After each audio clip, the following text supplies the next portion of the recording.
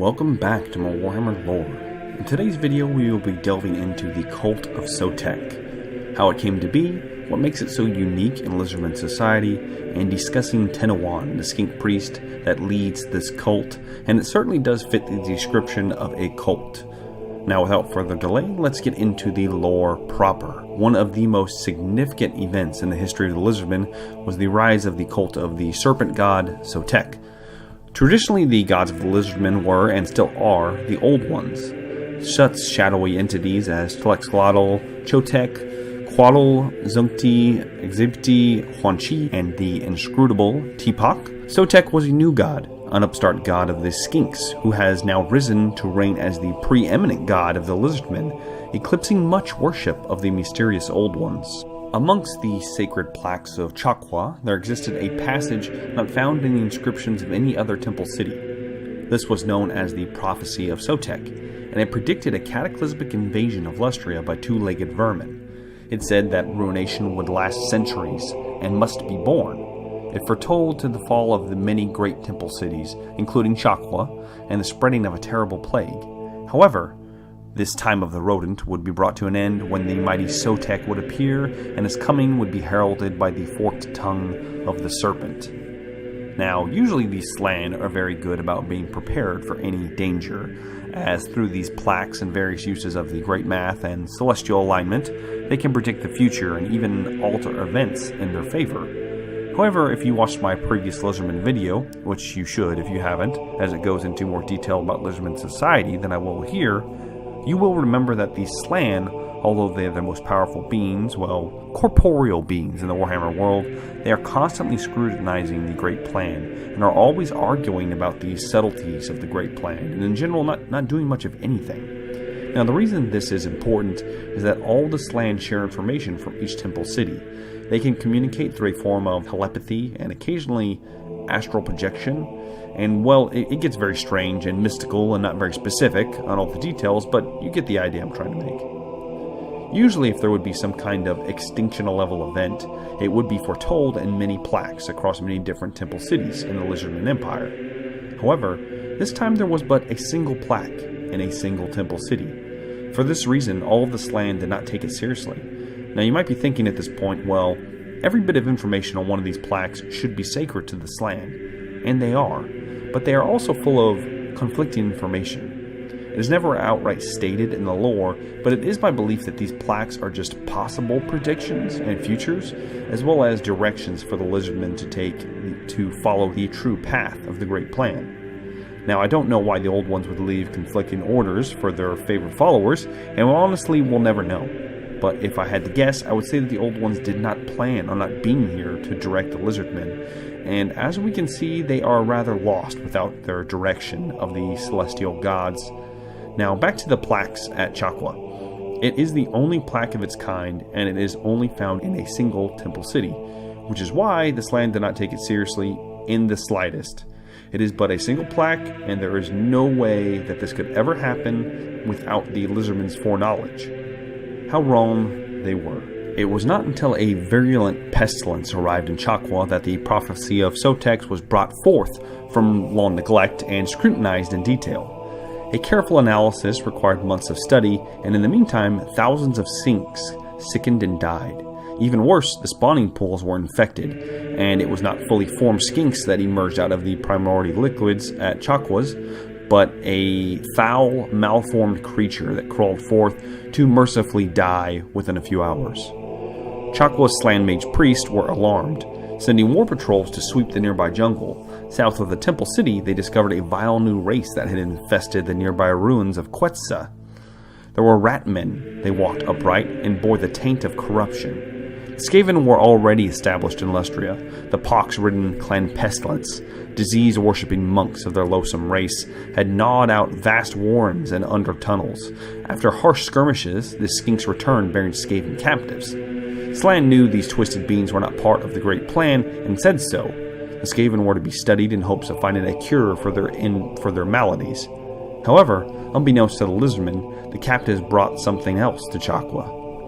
The temple city was soon full in the grips of plague, and even the mage priest showed unmistakable signs. They withdrew into council to consider the matter, and after several days of fevered contemplation, the sickly mage priests agreed that the time spoken in the prophecy was at hand. Looking to the sky, they saw through eyes made rheumy by contagion the distant gleaming of a heavenly portent. As the light in the sky grew stronger, its twin tails began to look like the tongue of an enormous serpent. When the light was visible even in the daytime, the mage priests succumbed to their maladies. The remaining temple guard bore their masters into the pyramids, sealing them from within. So passed the venerable mage priests of Chakwa. Leadership of the city's survivors fell to the skink priests, who had until recently served the Slann. The greatest of their number was Tehenhauin, who recovered the plaques relating to Sotek and carried them at the head of a great column of survivors, leaving Chakwa. He sought to warn all lizardmen of the impending danger and rally them for revenge. It is important to note that if you watched my previous video, you may be wondering, how could a skink essentially decide that he knew more about the Great Plan than the remaining Slann? And for that reason, now is a good time to get into the prophet himself, as his history reflects that of the cult and the results of what it is to this day. Tehenhauin is the name of the first and greatest prophet of the serpent god Sotek. It began when Tehenhauin rallied the population of the disease-ridden Chakwa, leading them out of the defiled city. Before he left, he claimed two treasures: a gleaming sacrificial blade and the hidden plaques of Chakwa, which proclaimed the coming of the serpent god. Turning the plaques into a totem, Tehenhauin bore them at the forefront of a massive skink migration. In this way, a groundswell of momentum built behind Tehenhauin and placed him at the apex of the new cult of Sotek. Idolized by his fellow skinks in a manner previously reserved for only Slann, Tehenhauin prophesied the serpent god's coming. Things may have gone ill for Tehenhauin, yet the skink priest backed his chittering oratory with blood axe, leading armies of followers to victory after victory over the Skaven that were then rampaging across Lustria. Many thousands of captured ratmen were cruelly sacrificed to Sotek, acts that Tehenhauin promised would bring forth their vengeful god. The appearance of a twin-tailed comet in the skies was taken as proof of his imminent arrival upon the field of battle. Tehenhauin attacked in the manner of his twin-tailed deity, forked assaults. A serpent strikes quickly, and so too did Tehenhauin, focusing his army's venomous energy on the enemy's weak points, as if, in answer to his many sacrifices, serpents of all varieties formed a writhing carpet at his feet. After leading his troops to victory at the, Maliente Swamp, Tehenhauin had grown so popular that the Slann had to consider his wishes. None know Tehenhauin's ultimate fate, but some say he is still using his powers to hunt the hatred vermin. It would seem impossible for a short-lived skink to attain this length of years, but it is whispered that as a snake sheds its skin and is renewed, so too is Sotek's chosen. Since those days, at times of great import, a single red-crested skink priest has emerged from the deep jungle, claiming the title of Tehenhauin, the once and future prophet of Sotek. Now, if you did catch that, Tehenhauin is not his given name. It's more of a title, and this is important because he has actually died in battle before, and yet the cult still persists, with what I presume to be the next skink priest in line to fill the vacant seat. With the inevitable destruction of the city, the surviving skinks of Chakwa were left lost and leaderless. This unique breed of skinks were notable for having red crests in their heads, and being of a more warlike nature similar to their cousins in the Saurus. It was during this dire time that a leader rose up and aided his brethren in their time of need. Tehenhauin, the self-proclaimed prophet of Sotek, rallied the other skinks to his banner and led a massive host of fanatics and warriors to combat the pestilent threat. He declared the sign of Sotek had appeared in the sky, and as predicted by the sacred plaque of Chakwa, demanded that all Lizardmen cities unite and drive back their common foe. With the plaque placed in a reliquary, the entire population of the red-crested skinks deserted the dying city of Chakwa and began to migrate their massive host ahead of the virulent plague that is spreading quickly across the region. Whenever the Red Crest went, they proclaimed the prophecy of Sotek and urged the sacrifice of any and all rat spawn they encountered to provoke their god into this world and ensure their total destruction. It's kind of a brief synopsis of what we went over already. Now, the vast majority of Lustrian skinks were swayed by this new growing cult due to the fact that the skinks were the weakest towards the plague, and as a result, were its main victims.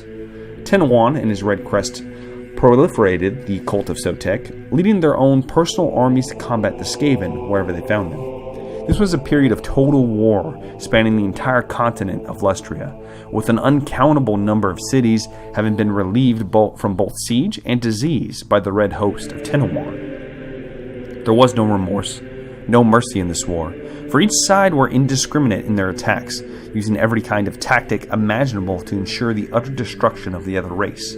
A war that proved just as cold and merciless as those warriors fighting on each side. In order to fulfill the prophecy, the Skinks had to gather an unimaginable number of Skaven unto their holy altars and sacrifice their corrupt bodies for their god to fully manifest into this world. But this effort was proven difficult, as even their own allies, the mage priests of the other temple cities, have forbidden the bringing of sacrificial victims into the great altar ziggurats of their own cities, resulting in Sotek's coming to be delayed for several more centuries. As for the other mage priests of the other temple cities, they viewed the prophecy with disdain and ignored it. Despite the heavenly signs indicating its truthfulness, their forbidding and the bringing of rat captives into the temple cities had instigated massive unrest by the local skink population, as they felt the mage priests cared little for their blight, and the sacrifices they endured to bring the prisoners into the city. It was not before long that the Skinks began to conduct their very own rituals to provoke their god into this world and finally end this grueling war. There has never been any kind of open rebellion in the history of the Lizardmen.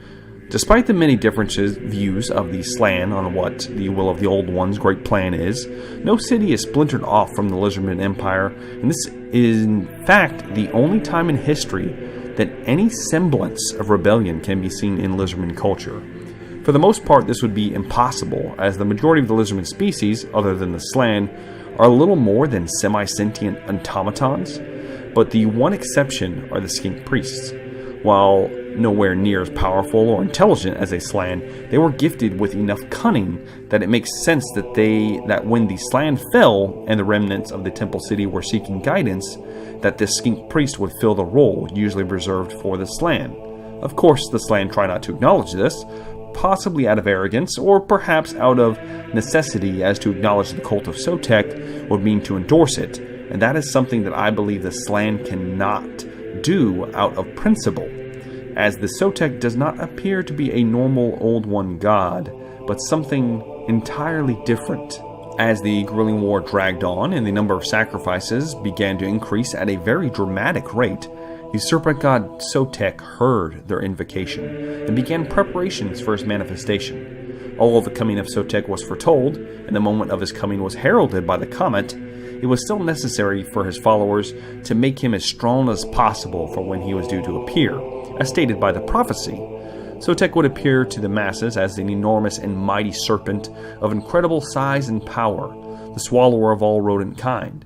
A serpent of such awesome size and appetite, this god was told to have the ability to swallow the rat god himself, and make him spend 1,000 long years digesting him. The rodent god shall fail and be crushed within his mighty coils.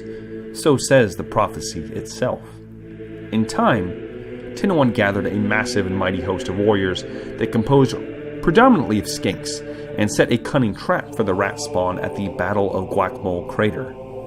The battle raged on for nearly several days, and the Lizardmen host eventually emerging victorious, and with them came a massive wagon train of Ratman slaves that numbered in the thousands. They brought the vermins deep into the jungle canopy of the continent, where at an undisclosed location, upon the crumbling ruins of a sacrificial altar to a long-forgotten Lizardman god, the Skaven were sacrificed by the hundreds within each passing hour. The prophet of Sotek took personal command of the ceremony, and it said that the river Amaxon ran crimson with the blood of the uncountable thousands of Skaven sacrificed in that horrid place. The time of Sotek was nigh, for it became clear that the god had finally drunk his fill of Skaven blood, and it would drown the old world in the crimson tide. Within the Skaven stronghold of Clan Pestilens, the comet had been taken as an omen of another kind by the plague monks of Pestilence. A mighty snake infestation appeared out of nowhere in the lower working of the stronghold, forcing the Skavens up from their tunnels and into the ruins of the city. the serpents proving virtually immune to every single pestilence that the plague monks unleashed upon them. It is fairly obvious at this point that the snakes were in fact a manifestation of the serpent god Sotek, either exerting his will on the local wildlife or perhaps just creating them to serve him out of nothingness. Now, after a great many battles, the Skaven armies were pushed back all the way to the ruined city of Quetzal, where there they were encircled by the fully fledged armies of all of the temple cities, gathered to finally rid the world of the pestilent threat once and for all. Encircled and isolated, the plague lords of Clan Pestilens had but one recourse if they wished to live. Mustering the entire clan into a single titanic horde, an ocean of rat spawn was gathered for the upcoming exodus, stretching from horizon to horizon, all ready to give up their lives for the safety and ensured survival of their brotherhood. With the command issued, the Plague Lords led the entire clan into a breakout that smashed through the entire Lizardmen army, making a breach from which the entire horde swept out and made courses to the open sea. This massive exodus was a war in itself, as battles raged for hundreds of miles east, hoping to reach the coast and eventually their salvation. Every step of the way was a massive battle, for the Lizardmen fought with a savage zeal unsurpassed by any before them. For each and every one of them knew that they would never get a better chance to wipe out the rat spawn from the face of the world once and for all. The final battle was fought upon the vitrified shores of the fuming Serpent Island, where the clan began constructing of a rotten fleet of ships to bore them towards the Southlands and salvation from the serpent threat. It is said that the mighty Sotek appeared at the height of the fighting, accompanied by a slithering horde of snake spawns. The snakes and lizardmen crushed the last of the Skaven forces defending the shores for their comrades to board the ships. But it was too late, for much of the ships were able to flee the scene, and the time of the ultimate triumph was finally lost to the Lizardmen host once and for all. But Sotek was not disturbed by this, as the serpent dove into the sea after the rats and pursued them across the world all the way towards the Southlands. It is also said that from the Southlands he slithered into the depths of the earth in the relentless pursuit of the Skaven that now lurk there, feeding endlessly on their kin and protecting his people from their menace forever. Such is the myth of Sotek and his ascension to godhood. After this titanic act, the Slann were forced to acknowledge the cult, and to this day it still exists along with the red-crested skinks, seemingly immune to the plagues of Clan Pestilens. However, the prophet of Sotek is still not viewed as an equal to the Slann mage priests. In fact, he's almost looked upon with disdain, as if you can guess where their thought processes and my own opinion on Sotek lie. I have discussed this briefly before, but allow me to elaborate. Chaos is a very interesting entity that it does not necessarily have to be evil. In fact, in the Warhammer world, the realms of chaos are in fact the afterlife. They are where the gods of every race live and affect the living. The way a chaos god is created and sustained is through emotion and worship from their subjects. For instance, the great ruinous powers are all sustained by a certain strong emotion and act. Take Khorne, for example. Anytime blood is shed and killing is done, even for a good cause, Khorne receives sustenance, which is why the threat of chaos is never-ending, and it will always exist as long as mortals exist.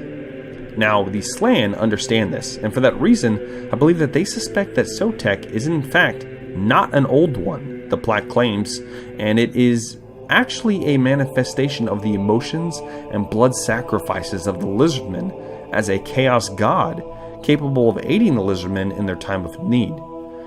This is not that crazy of an idea, as we know that the elves long ago were capable of creating gods through similar knowledge, and using them to further their society and wage their battles for them. With this knowledge, it is obvious to me, at least, that the Slann, I think that Sotek and his prophet are in fact not an old one, but a chaos god. A benevolent chaos god, but still a chaos god. And in the eyes of the Slann, all forms of chaos are to be exorcised from this world as part of the Great Plan. So you can see the dilemma they have, as this god obviously helped them in their great time of need, but at the same time, Sotek is a chaos entity, and this particularly explains their distrust of him and his prophet.